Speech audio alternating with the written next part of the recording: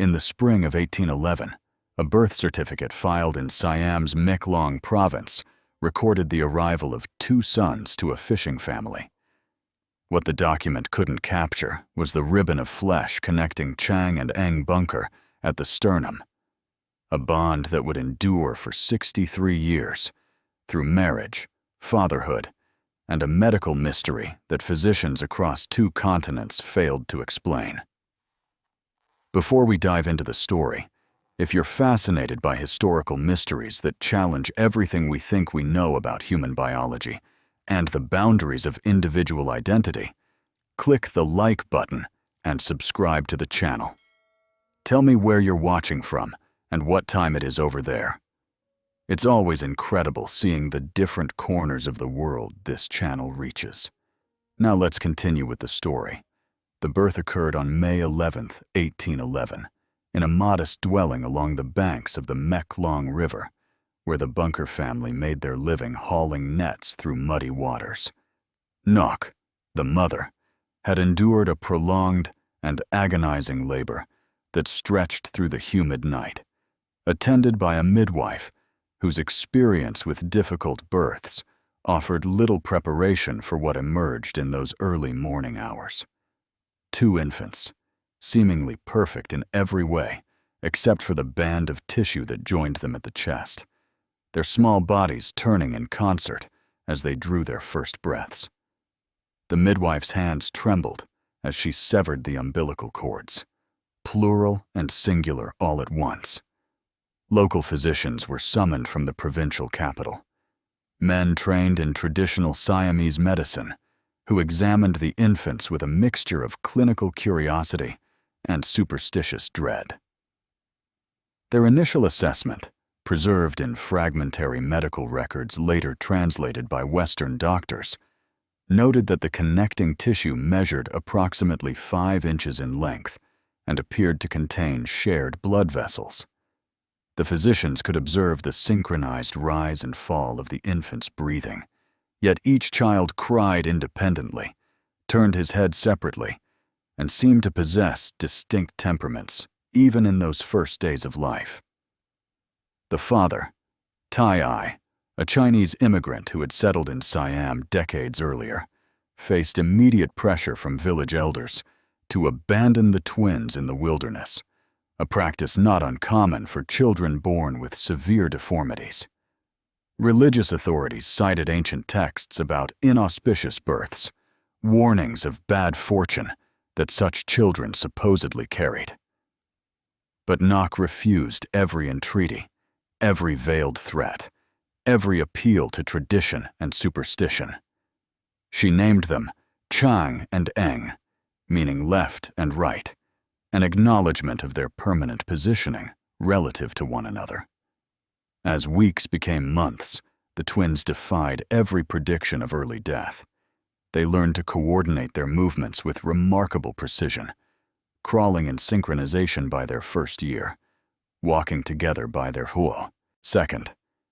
Physicians who returned for follow-up examinations documented their shared circulatory system, noting how illness in one child would inevitably affect the other, though not always with equal severity. The medical community in Bangkok began to take notice, and by the time Chang and Eng reached their 5th year, their survival alone represented a phenomenon that challenged contemporary understanding of human physiology and the very nature of individual existence.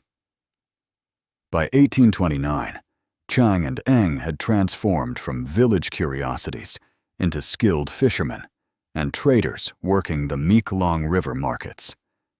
Their coordination had evolved into something approaching telepathy, each anticipating the other's movements with such precision that merchants often forgot they were negotiating with 2 separate minds.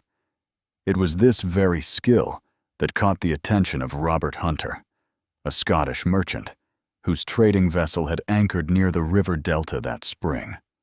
Hunter watched the 18-year-old twins haggling over silk prices in the marketplace, their movements fluid and practiced, their business acumen sharp enough to extract favorable terms from seasoned traders. He saw not the medical anomaly that Siamese physicians had documented, but a profitable venture that could revolutionize the exhibition circuits of Europe and America. Within weeks, Hunter had negotiated a contract with the twins' mother, promising education, wealth, and opportunities far beyond what the Mekong province could offer. The journey to Boston Harbor in 1829 marked the beginning of their transformation from fishermen's sons into international sensations. Upon arrival, Hunter arranged for examination by prominent physicians at Massachusetts General Hospital, men whose detailed reports would circulate through medical journals across both continents. Dr. John Collins Warren documented their anatomy with scientific precision, measuring the connecting band, testing their individual reflexes, and concluding that separation would prove fatal to both. His published observations sparked fierce debate in medical societies from London to Paris, with physicians arguing over whether the twins possessed two souls or one, two centers of consciousness or a shared awareness. Hunter wasted no time capitalizing on this medical fascination. By autumn of 1829, Chang and Eng were appearing before packed audiences in exhibition halls throughout New England, then New York, then Philadelphia. The format was carefully orchestrated, part medical lecture, part variety performance. They would demonstrate their physical coordination through acrobatic feats, lift heavy weights in perfect synchronization, and answer questions from physicians in the audience about their daily experiences. Newspaper accounts from the Boston Courier and the New York Evening Post described crowds so large that additional showings had to be scheduled, with ticket prices rising as demand intensified. But the twins were far more than passive exhibits. Tour records reveal that they negotiated increasingly favorable terms with Hunter, eventually demanding and receiving a percentage of gate receipts. They studied English with private tutors during their limited downtime, mastered American social customs, and began to understand the financial machinery that had turned their bodies into commodities. By 1831, they had accumulated enough capital to purchase their freedom from Hunter's contract, a sum that contemporary accounts placed at approximately $10,000. The European tour of 1832 through 1835 proved even more lucrative. In London, they performed before King William IV. In Paris, the Academy of Medicine devoted an entire symposium to their case, with prominent anatomists debating the implications for understanding human development and individuality. Vienna, Berlin, Brussels. Each city added to their growing wealth and their expanding awareness of their own agency. When they returned to America in 1835, Chang and Eng were no longer the young fishermen who had left Siam 6 years earlier. They carried letters of introduction from European nobility, bank accounts that placed them among the wealthier immigrants in their adopted country, and a fierce determination to establish lives beyond the exhibition stage. They had spent their youth being studied, measured, and discussed by men who saw them as specimens rather than individuals. Now, approaching their mid-20s, they sought something that every physician, every curious aristocrat, every paying audience member had assumed impossible for men in their condition. They wanted ordinary lives, marriages, families, and the privacy that comes with being seen as human rather than phenomenon. The question was whether American society would permit such normalcy to men whose very existence challenged every convention about individuality, intimacy, and the boundaries of the self. The land deed, filed with the Wilkes County Registrar on March 7, 1839, listed Chang Bunker and Eng Bunker as joint purchasers of 110 acres in the Trap Hill community of western North Carolina. The property included timber stands, cleared fields suitable for tobacco cultivation, and a creek that provided year-round water access.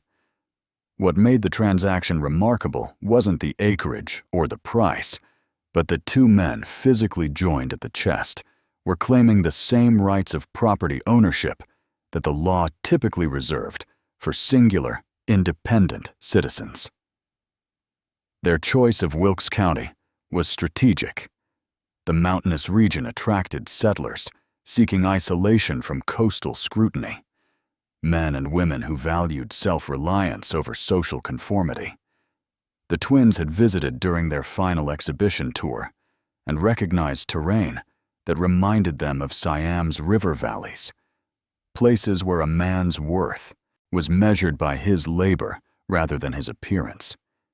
They purchased additional slaves within their first year, a decision that positioned them firmly within the southern plantation economy and signaled their intention to be seen as prosperous landowners rather than exotic foreigners. Tax records from 1840 document their expanding holdings. Additional acreage, livestock inventories, and agricultural equipment that marked them as serious farmers. They adopted the surname Bunker through a legal petition approved by the state legislature, a symbolic severing of ties to their exhibition past. Neighbors who had initially approached them with suspicion found themselves dealing with shrewd businessmen who understood crop rotation, market timing, and the complex social hierarchies of antebellum Southern society. The local Baptist church accepted their membership petition in 1841, though the decision sparked contentious debate among the congregation. Reverend Colby's diary, preserved in the Wilkes County Historical Society, reveals the theological quandary their membership posed. Were they one person or two in the eyes of God? Did they require one baptism or two? Could they take communion as individuals, or must they be served simultaneously?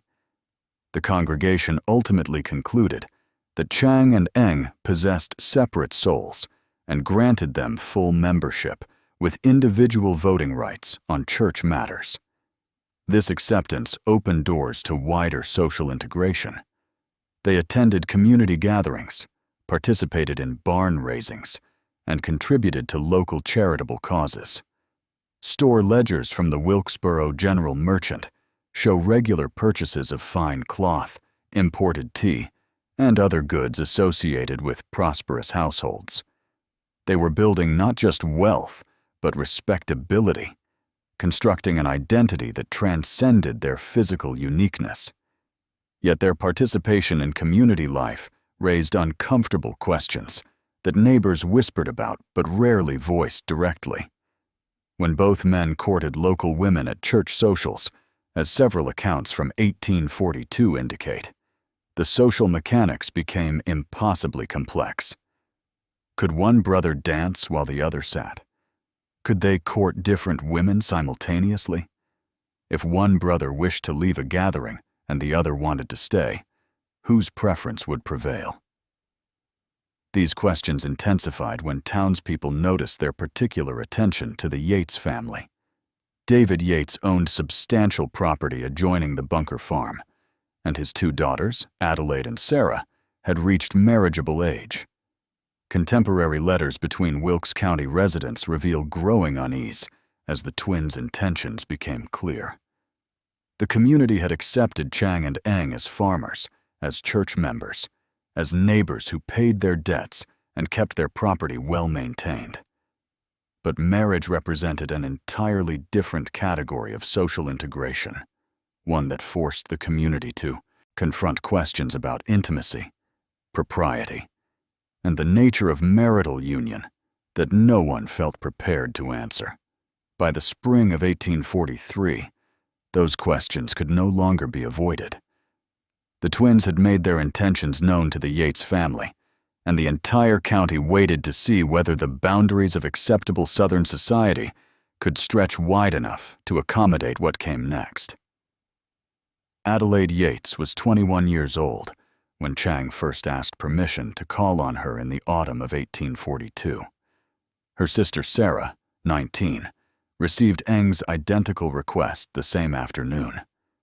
The twins arrived at the Yates household together, as they arrived everywhere, carrying flowers they had cultivated in their own garden, and wearing suits tailored to accommodate their unique physiology. David Yates stood in his doorway, facing a situation that no father in Wilkes County had ever confronted, and likely no father anywhere else in America. The courtship proceeded under intense scrutiny from neighbors who watched the Yates property with the attention usually reserved for scandal or disaster. Church records indicate that multiple congregants approached Reverend Colby, requesting that he intervene and counsel the Yates family against the unions. Anonymous letters arrived at the Yates home, some citing scripture about unnatural unions, others making crude observations about the physical logistics of married life. Nancy Yates, the sister's mother, burned most of these letters in her fireplace, but several survived in family papers that would later be donated to historical archives. Yet the courtship continued through winter into early spring. Chang and Eng called on the sisters every Sunday after church services, sitting in the Yates parlor under the watchful presence of their parents. Adelaide later described these visits in letters to her cousin in Virginia, correspondence that reveals a woman both aware of societal judgment and determined to follow her own inclinations. She wrote that Chang possessed a gentle humor and surprising sensitivity about poetry and literature, subjects he had studied during his years touring European capitals.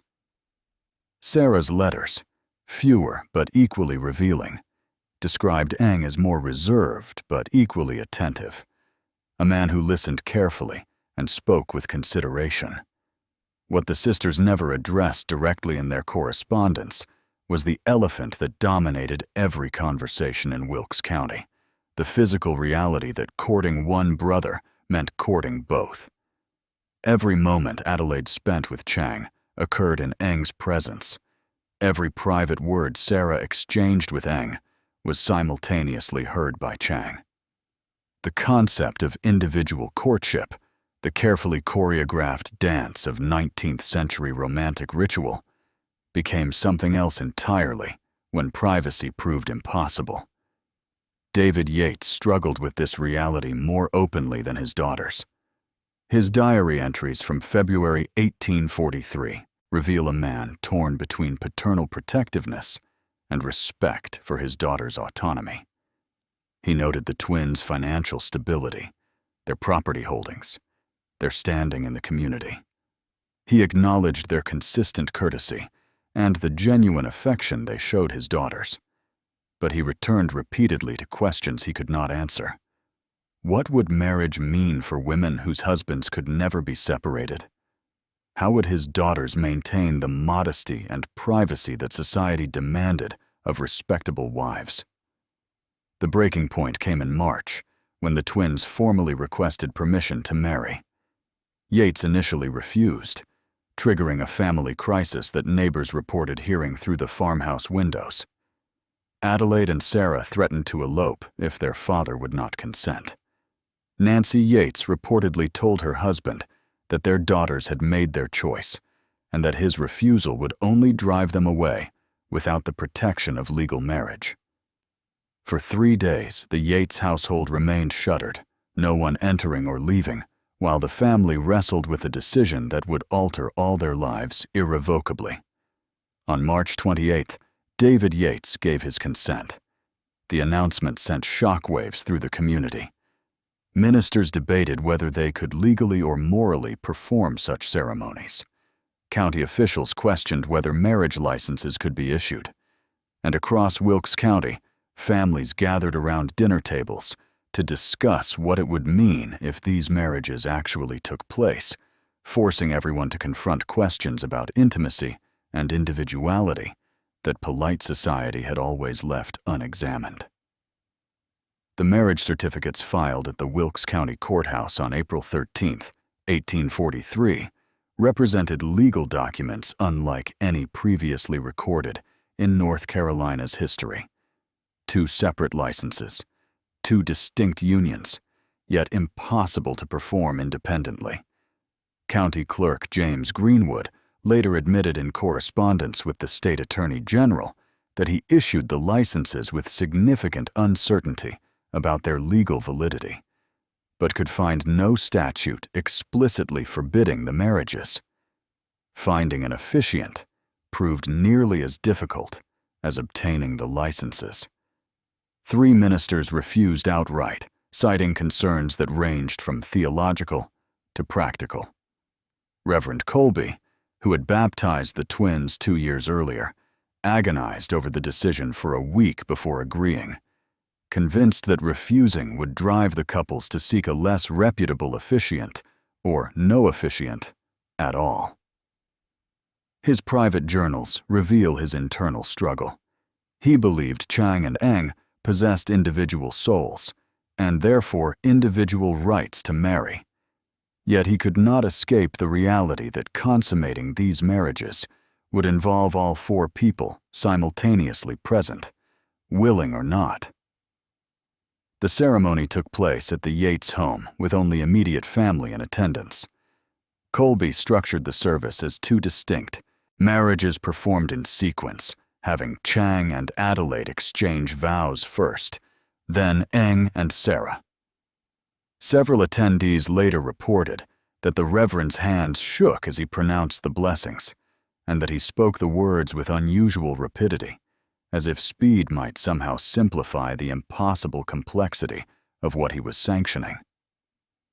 What happened after the ceremony ended became the subject of speculation that would haunt all 4 individuals for the rest of their lives. The couples departed in 2 wagons to separate destinations. Chang and Adelaide to the main bunker farmhouse, Eng and Sarah to a smaller dwelling the twins had constructed a mile distant. This arrangement satisfied no one's curiosity and intensified the questions that proper society could never voice directly, but could never stop considering privately. Medical professionals across the country seized upon the marriages as an opportunity to investigate questions that had previously existed only in theoretical discussions. Dr. Joseph Pancoast of Philadelphia wrote to the twins requesting permission to observe and document their domestic arrangements in the interest of medical science. Dr. James Webster of Massachusetts offered substantial payment for detailed accounts of their private lives.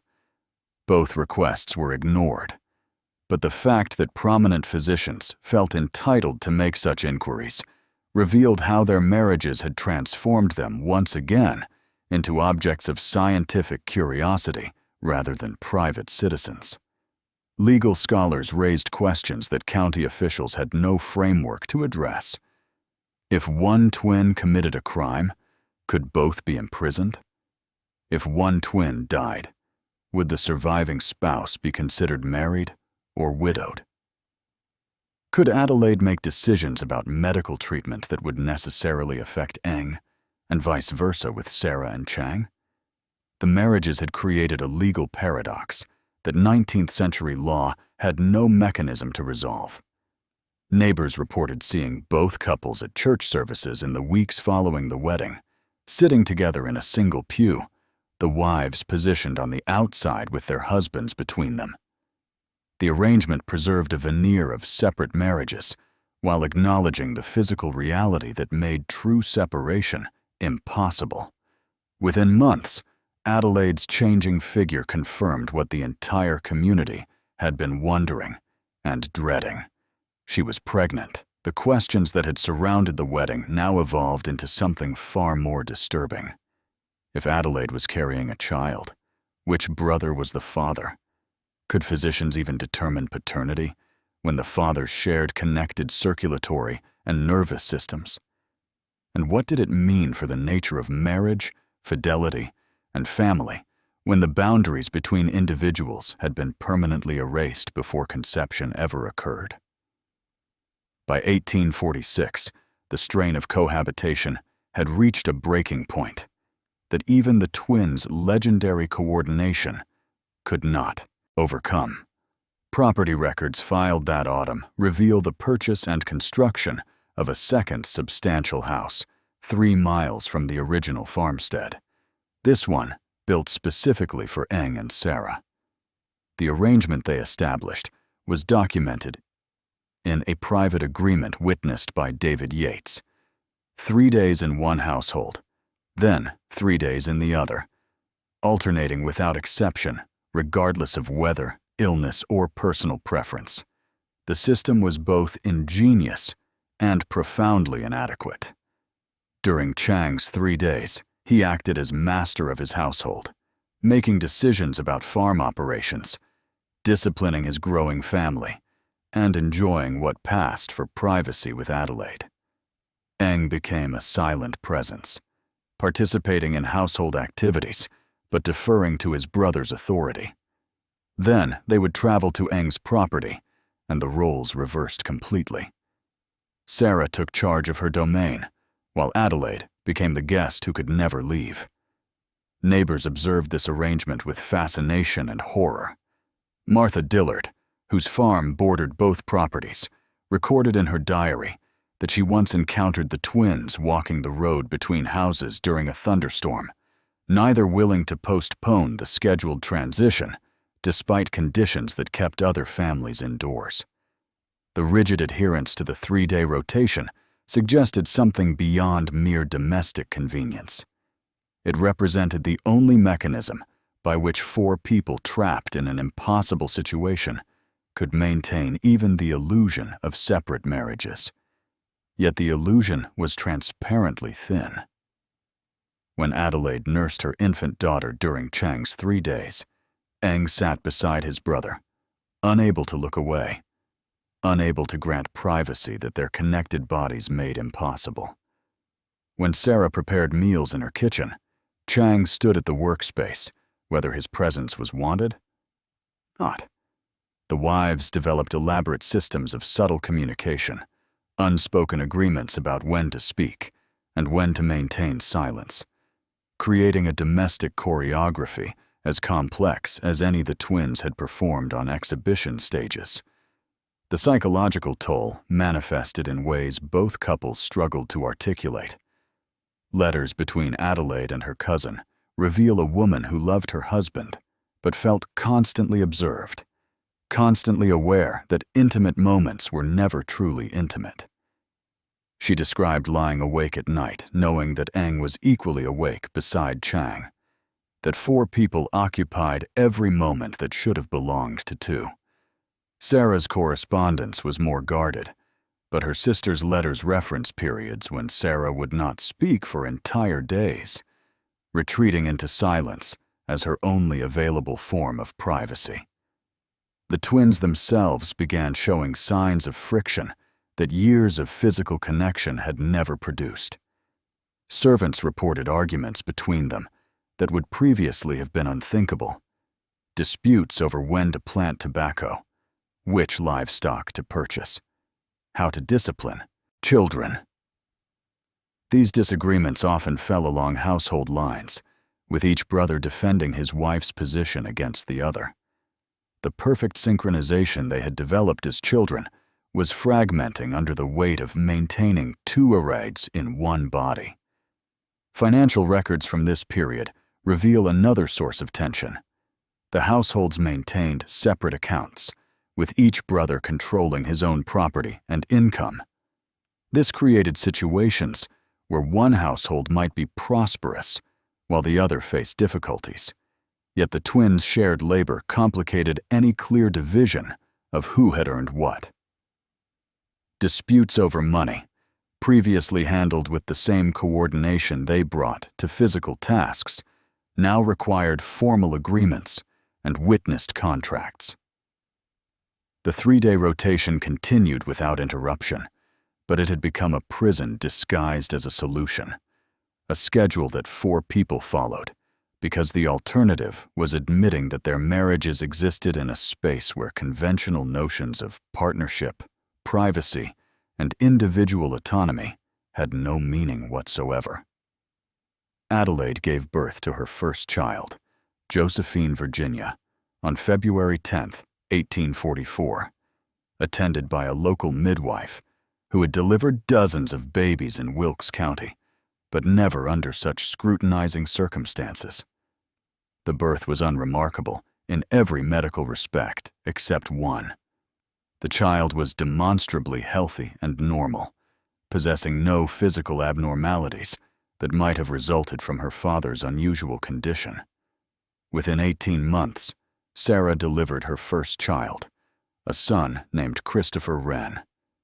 He too showed no signs of the anatomical fusion that defined his father and uncle. The births answered one question, while intensifying a far more disturbing mystery. Medical literature from the 1840s contained extensive documentation of hereditary conditions passing from parents to children. Physicians understood that physical traits, deformities, and various afflictions could transmit across generations. Yet here were children conceived by conjoined fathers who appeared entirely typical, suggesting that whatever had caused Chang and Eng's condition was not hereditary. But this observation led immediately to questions that no physician could comfortably pursue. Which twin had actually fathered each child? By 1850, the question had become urgent. Adelaide had delivered 6 children, Sarah 4. Birth records listed Chang as father for Adelaide's children and Eng as father for Sarah's, but these designations were legal conventions rather than medical certainties. Dr. William Hollingsworth of Philadelphia, one of several physicians who maintained correspondence with the twins, wrote frankly in an 1849 letter that determining biological paternity was impossible given the shared circulatory system. Blood that flowed through Chang necessarily flowed through Eng. Reproductive fluids, nervous impulses, even the physical sensations of intimacy could not be isolated to one brother or the other. The children themselves grew up navigating a family structure that defied easy categorization. Census records from 1850 list all no children, then born under 2 separate households, but servants' accounts describe the children moving freely between both properties, treating both sets of adults as parental figures. Young Josephine called Chang father, but addressed Eng as uncle, yet she spent equal time in both homes and received instruction and discipline from both men. The children learned early that their family operated according to rules that existed nowhere else in their community. School attendance became particularly complicated. Teachers in the one-room schoolhouse near Traffhill reported that the Bunker children would arrive accompanied by both fathers every 3rd day when the rotation brought the twins to that particular household. Other children asked questions their parents had forbidden them to voice directly. Why did their fathers never separate? Which father was really theirs? The Bunker children developed practiced responses that satisfied curiosity without providing actual answers, learning to navigate social scrutiny before they were old enough to understand why such scrutiny existed. The births continued relentlessly. By 1860, Adelaide had borne 11 children, Sarah 10. 21 children total, an extraordinary number by any standard, but particularly remarkable given the physical constraints of their father's condition. Infant mortality rates in 19th century America typically claimed 1 in 5 children before their 5th birthday, yet the Bunker children survived at rates higher than county averages. Whatever the medical mystery of their conception, they were thriving, but the sheer number of children created practical burdens that strained both households. Feeding 21 children required agricultural production that pushed both farms to capacity. Clothing them, educating them, preparing them for adult life consumed resources and energy that left both couples exhausted. And always, underlying every domestic decision, lurked the question that no one could answer and no one could stop asking, in what sense were these children cousins, and in what sense were they something closer to siblings, sharing fathers whose bodies had never truly been separate? The arrival of Dr. Harrison Allen in Wilkes County during the summer of 1857 marked the most intensive medical investigation the twins had permitted since their exhibition years. Allen, a prominent anatomist from the University of Pennsylvania, came not to study their conjoined anatomy, which had been exhaustively documented, but to understand the reproductive impossibility they had achieved. His visit was prompted by a paper he had read to the Philadelphia Academy of Medicine, in which he theorized that conception in such cases should be physiologically impossible due to shared nervous system responses. The twins received Allen cordially, but with clear boundaries. They would answer questions about their general health and daily functioning. They would not discuss intimate details of their marriages. Allen's published account, which appeared in the American Journal of Medical Sciences in 1858, reflected his frustration with these limitations while acknowledging the twins' right to privacy. He could examine their connecting band, measure their vital signs, and observe their synchronized movements, but the central mystery remained inaccessible to scientific investigation. What Allen could document was medically significant. He confirmed that the twins shared a fused liver, that blood vessels crossed between their bodies, and that sensation in the connecting tissue was mutual. When he pricked Chang's side of the band with a pin, Eng flinched. This shared nervous system suggested that physical experiences, including those associated with reproduction, could not be isolated to one individual. Allen wrote carefully around this implication, but his meaning was clear to medical readers. Both twins must necessarily experience whatever physical sensations occurred during conception. Dr. Joseph Pancoast, who had earlier requested permission to observe the twins' domestic life, published his own theoretical paper in 1859 without ever gaining the access he sought. Working only from correspondence and second-hand accounts, he proposed that the twins might possess independent reproductive systems despite their shared circulation. He speculated that each brother maintained separate control over certain autonomous functions, allowing for distinct acts of conception even if both experienced the associated sensations.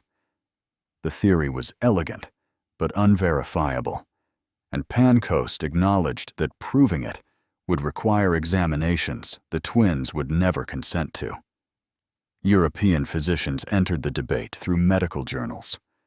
Dr. Friedrich Wilhelm in Berlin published a comparative analysis examining historical cases of conjoined twins who had survived to adulthood, finding no documented instances of successful reproduction in any case where the twins shared circulatory systems.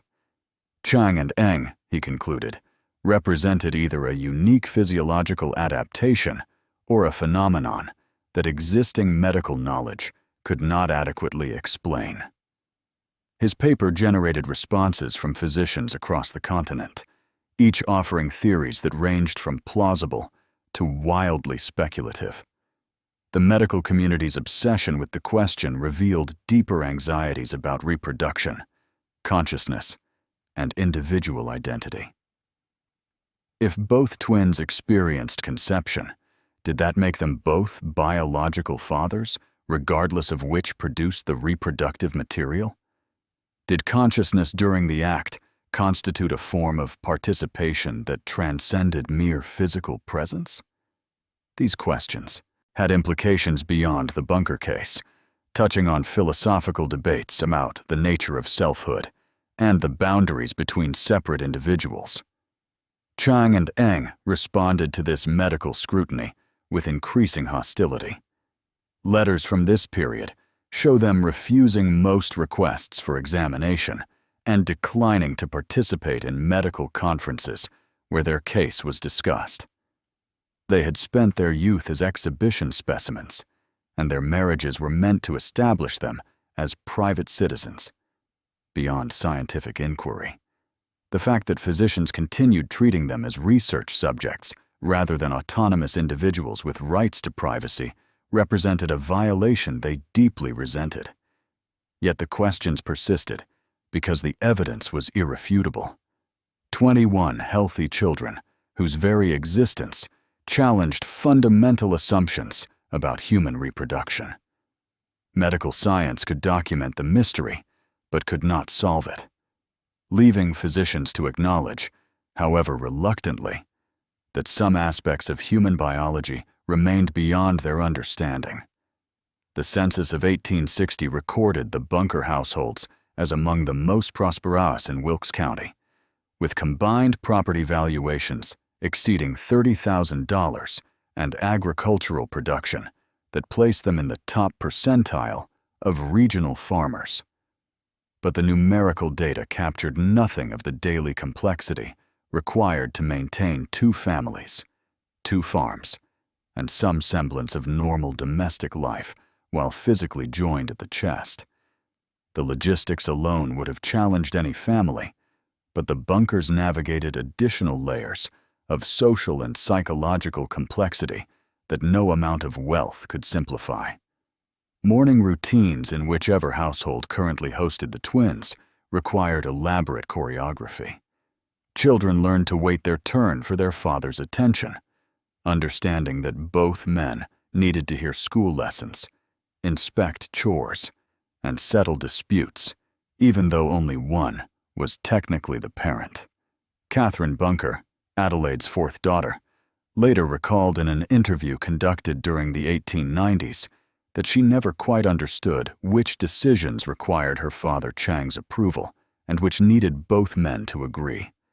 The distinction seemed arbitrary, shifting based on circumstances she was too young to fully comprehend. Mealtimes presented their own peculiar challenges. Both men ate simultaneously, their movements synchronized by decades of practice, but their preferences had diverged over the years. Chang favored heavily spiced foods that Eng found intolerable. Eng preferred sweet dishes that upset Chang's digestion. The wives learned to prepare compromise meals that satisfied neither husband completely, but prevented arguments that could poison the atmosphere for days. These small daily negotiations, invisible to outsiders, accumulated into a constant background tension that everyone in both households learned to navigate discipline of. The children revealed the most troubling aspects of their arrangement. When Christopher, Eng's eldest son, was caught stealing eggs from a neighbor's henhouse in 1856, Eng determined the boy should be whipped, according to standard parenting practices of the era. But Chang objected, arguing the punishment was too severe for a first offense. The disagreement lasted 3 days, during which both households existed in uncomfortable stalemate. Finally, Adelaide intervened, suggesting that Christopher should work off the debt through labor for the offended neighbor. Both brothers accepted this compromise, but the incident revealed how quickly parenting disagreements could escalate when neither father could physically remove himself from the conflict. The children's own accounts, preserved in family letters and later interviews, painted portraits of childhoods marked by deep affection and profound confusion. They loved both men and understood intellectually that one was father and one was uncle, yet the distinction held little practical meaning in daily life. Albert Bunker, Chang's youngest son, wrote to his sister in 1872, describing a childhood memory of seeking comfort after a nightmare by climbing into bed between his parents, only to realize that both fathers were there, that privacy between parent and child was as impossible as privacy between the brothers themselves. Social events beyond the family properties required careful planning. Church attendance meant coordinating the schedules of 4 adults and eventually 21 children, a logistics challenge that often resulted in the families arriving in multiple wagons. Community gatherings presented questions of etiquette that Wilkes County society had never needed to codify. If one wife wished to attend a quilting bee and the other did not, what happened? The brothers developed an informal rule that the household currently in rotation made such decisions. But this meant that Eng might spend an afternoon at a women's quilting circle during Sarah's weeks, sitting silently while women gossiped around him. Or Chang might attend a men's hunting party during Adelaide's rotation, participating in activities his brother had no interest in. The Civil War brought additional complications when both twins, despite their Siamese origins, supported the Confederacy and owned slaves. Their sons of military age enlisted in Confederate units, creating situations where Chang's sons and Eng's sons served in different companies, but were raised in households that functioned almost as one. Letters from the war years show the twins struggling to maintain their farm operations with reduced labor while worrying about sons facing battle, the usual anxieties of wartime parents compounded by their inability to ever process these fears separately. By the 1860s, the children were beginning to marry and establish their own households, creating a third generation that carried the Bunker name, but not the physical burden that defined their fathers. These grandchildren would grow up hearing stories about grandfathers who could never be apart, who had navigated marriage and parenthood under conditions that seemed to belong more to medical texts than family histories. The eldest grandchildren, interviewed decades later, recalled visiting both farms and struggling to understand why their grandfather's house had to be so different from everyone else's, why simple questions about family structure received complicated answers that satisfied no one. The accumulated weight of decades spent managing impossible domesticity was beginning to show. Servants reported that the brothers argued more frequently, that the 3-day rotations sometimes extended or shortened based on disputes about whose household deserved priority. The perfect coordination of their youth had given way to something more fraught. Two men bound together who had created families they loved, but could never fully inhabit as individuals, trapped in a compromise that had seemed workable in 1843, but had grown increasingly unbearable with each passing year. On the night of January 12, 1874, Chang Bunker suffered a stroke while sleeping at Eng's house during their scheduled rotation. He woke, gasping for air, his left side paralyzed, while Eng jolted awake, experiencing sympathetic chest pain, despite showing no symptoms of stroke himself. A servant rode through freezing darkness to fetch Dr. William Hollingsworth, the same physician who had corresponded with them decades earlier about the medical mysteries of their reproduction. By the time Hollingsworth arrived, Chang had lost consciousness, his breathing shallow and irregular. Eng remained fully alert, trapped beside his dying brother, feeling Chang's weakening pulse through their shared circulatory system. The doctor examined both men and delivered a verdict he knew Eng already understood. Chang would likely die within hours, and when he did, Eng would follow. The connecting band that had sustained them both for 63 years would become Eng's death sentence, as Chang's failing organs poisoned the blood they shared. Family members gathered in the bedroom, Adelaide and Sarah standing on opposite sides of the bed they would both become widows in, children crowding the doorway to witness what they had always known would eventually come. Eng asked Hollingsworth if surgical separation might save his life. The doctor examined the connecting tissue one final time and confirmed what earlier physicians had documented. Their shared liver made separation fatal. Even if performed immediately, even with Chang already dying, the surgery would kill Eng within minutes. Chang died approximately 2 hours after the stroke, around 3 in the morning.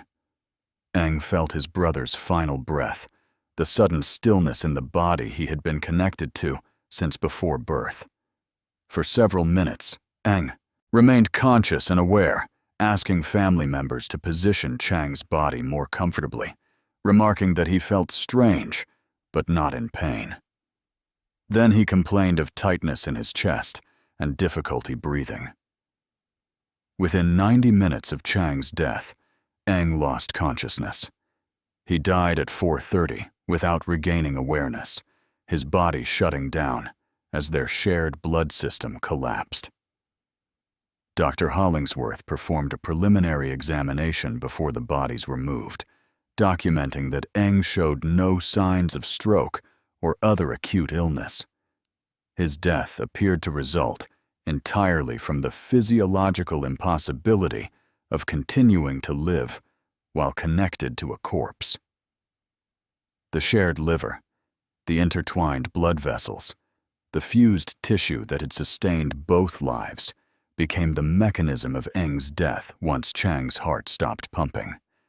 The College of Physicians in Philadelphia requested permission to perform a detailed autopsy, offering the families substantial compensation for access to the bodies.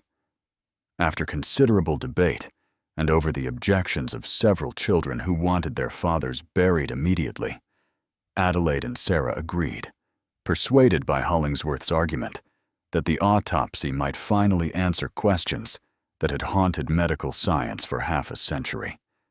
The autopsy, conducted by Dr. Harrison Allen and a team of prominent anatomists, confirmed the extent of their physiological connection. They shared approximately 1/3 of a single liver. Major blood vessels crossed between their bodies in patterns that made independent circulation impossible. The connecting band contained not just tissue and blood vessels, but nerve fibers that had allowed sensation to pass between them. The report, published in extensive detail, concluded that separation at any point in their lives would have killed both men within hours. But the autopsy revealed nothing about the central mystery that had obsessed physicians since 1844, how they had fathered 21 children. The anatomists found that both men possessed normal reproductive anatomy. But this observation added no clarity to questions about paternity, consciousness, or the mechanics of conception when the fathers shared nervous systems and circulatory pathways. The mystery that had begun with Josephine's birth in 1844 remained unsolved in 1874. The twins were buried in a single oversized coffin at the White Plains Baptist Church Cemetery, the same church where they had been baptized and married. Their graves attracted visitors for decades, people who came to contemplate lives that had challenged every assumption about individuality, marriage, and family. Adelaide survived until 1887, and Sarah until 1892, both women spending their widowhoods in separate houses, finally able to live apart after decades of forced proximity. The children and grandchildren carried forward the bunker name, none of them showing any sign of conjoined birth or hereditary abnormality. They scattered across North Carolina and beyond, ordinary families descended from extraordinary circumstances. Some refused to discuss their father's unique condition, seeking normalcy through silence. Others became custodians of family history, preserving letters and documents that offered fragmentary glimpses into lives that defied easy comprehension. Medical journals continued publishing papers about Chang and Eng well into the 20th century, each generation of physicians revisiting the case with new theories and updated anatomical knowledge. But no amount of scientific advancement could answer the questions that mattered most: what it felt like to share every moment of existence with another person, to navigate marriage and parenthood without the possibility of individual privacy, to be simultaneously one and two for 63 years. The twins left behind property, descendants, and historical records, But their deepest legacy was the questions they raised about human consciousness, identity, and the nature of the self. They had lived lives that should have been impossible, loved women who married knowing privacy would never exist, and fathered children whose very existence challenged medical understanding. They proved that human beings could adapt to circumstances that seemed to defy adaptation, but they never proved that such adaptation came without profound cost.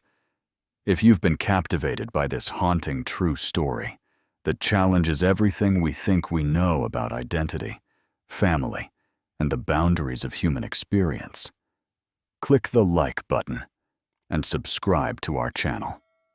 These are the forgotten histories that deserve to be remembered, the lives that force us to question our assumptions about what it means to be an individual.